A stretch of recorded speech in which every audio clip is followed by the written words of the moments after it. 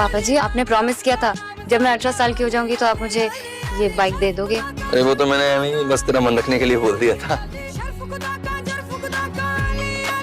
बेटा तेरे वजन के हिसाब से भारी नहीं है। आंटी, पायलट का वजन क्या एरोप्लेन के बराबर होता है? नहीं ना, फिर भी उड़ाता है ना।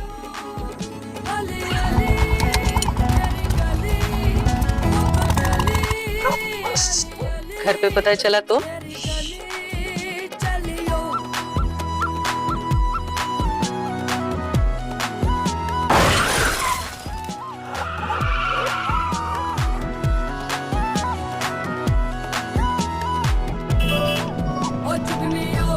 भाई साहब, मैं तो हमेशा से कहती थी लड़कियां बाइक वाइक नहीं चलाती। बहन जी, बाइक को तो पता नहीं होता ना कि लड़का चला रहा है उसे कि लड़की।